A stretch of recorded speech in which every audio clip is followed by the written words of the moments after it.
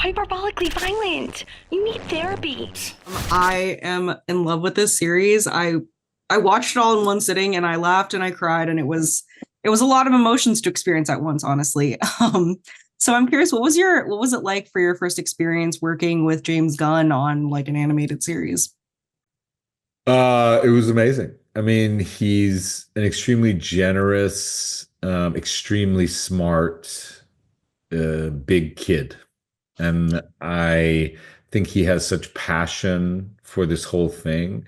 And in a weird way, I didn't expect this animated show for him to have as much passion and investment and involvement that he as he does. Um, Sometimes animation can be the product of a different department, and it can be just something that's tacked on to a larger, machine of movies or whatever. And this was his baby. And it felt like he was there shepherding the whole thing. And it felt like he was there, bringing the joy and the passion. And it was just great. And I'm curious, what stands out to you about working on this series that is different from working on other like voice acting jobs? Because you've done a few of them before, but is there anything that stands out, or is it more of, the same? I mean, I've done a couple, but I haven't done that much voice acting stuff. So I'm still kind of getting used to it. I mean, the thing that was really fun about this was he set me up as an actor first, as opposed to a voice artist. I'm sure the people that are more sophisticated voice acting, I'm sure they can just go into the booth and do their thing and they understand the structure of it. And me, I'm more of like an straight actor. And so he brought in Grillo on Zoom so we could have some back and forth and we could overlap and we could improv some stuff. We could throw out some stuff. And there was something about that that felt more like an organic rehearsal process to me and allowed me some freedom. And that was really nice.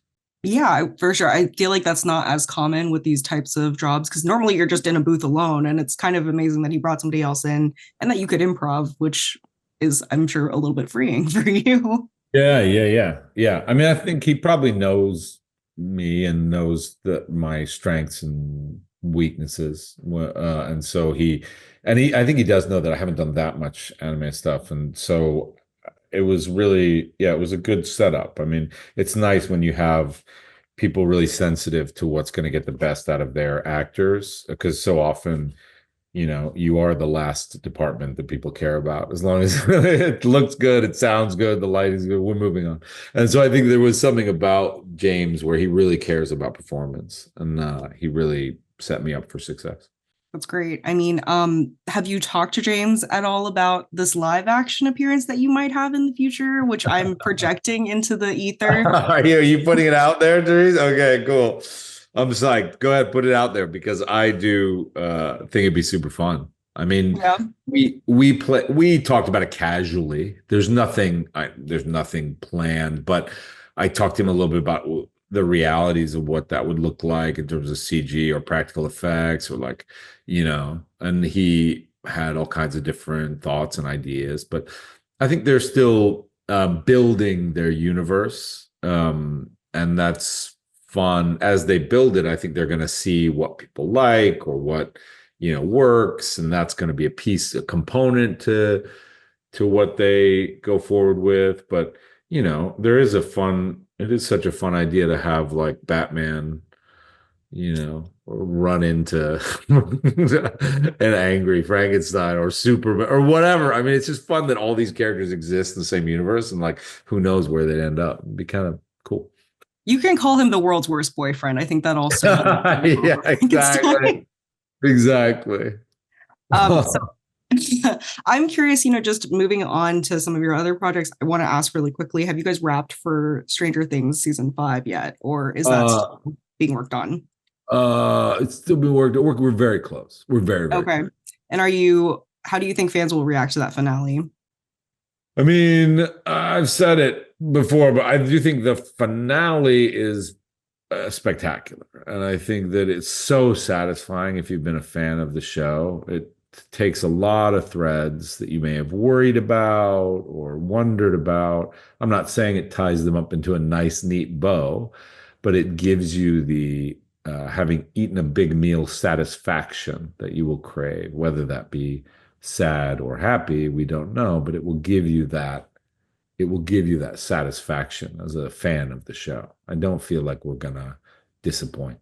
Okay, well, that's good to hear. What was it like filming through sort of these final scenes and doing the table reads for those final for the finale, I guess? Yeah, I mean, it's very emotional, Those kids were kids when we started. I mean, it's been 10 years of our lives in come 2025. We started the series in the late summer of 2015. We shot, and then it came out in 2016. But we've been shooting for, you know, nine years. And so those kids some of them were 10 and 11. Now they're in their 20s, and some of them were 15, 16. So, what you've gone through watching their show, like these kids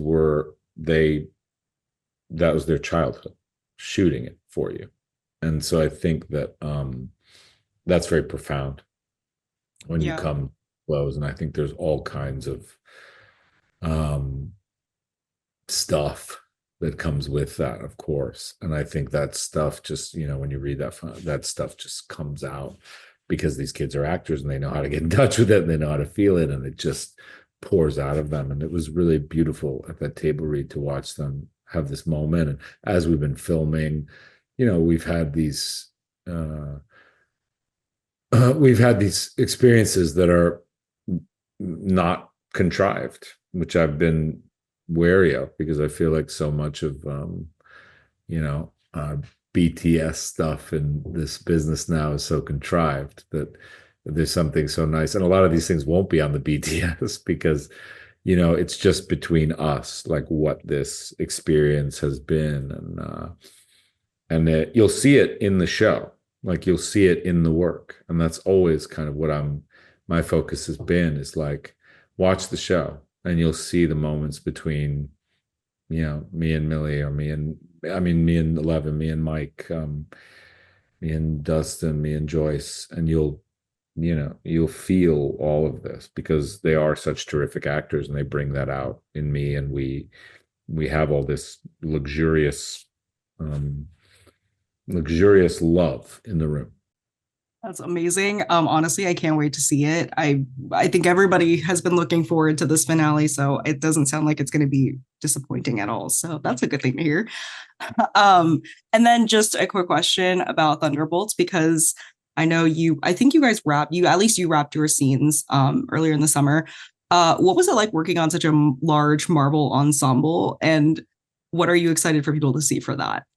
I mean, I loved it. I don't know that I've ever had a better time on a movie. Like, I don't know that I've ever had a better experience with a group of people creatively either. It was like every day was creative and rich and fun, but also we weren't afraid to go to the places that scared us and that allowed us to really live the life of these characters. It was so unexpected and wacky, and I just fell in love with that team. So I think that what you'll see is, again, like a real chemistry. Like Wyatt, Sebastian, Florence, Hannah, like we all have this, Julia, everybody. We just really wanted to like mess with each other. We really admired each other for each other's bad qualities too. I think that we sort of got under the hoods of each other as anti-heroes would do.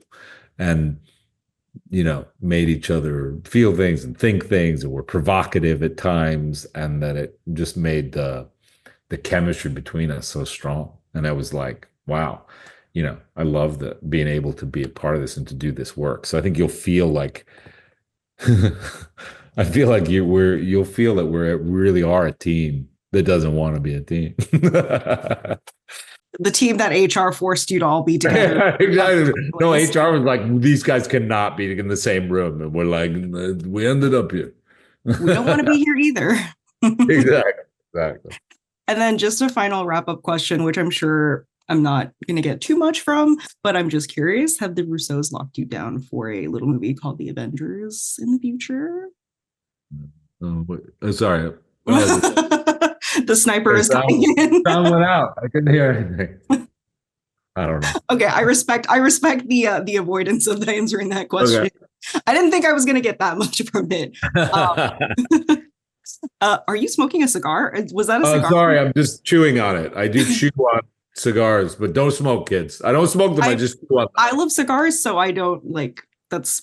Oh, do you really? Wow. Yeah, I do. I just got back from Mexico, and I got like a bunch of Cuban cigars with me that I like brought back with me after doing a lot of haggling. So yeah. Anyways, thank you so much for speaking with me. I can't wait for everybody to watch this show. I honestly, Frankenstein is a hoot. He is the worst boyfriend I have ever seen, and I want Bride of Frankenstein to run away from him, but you know, it's great watching your scenes together. That's sweet. Thank you very much. I appreciate it.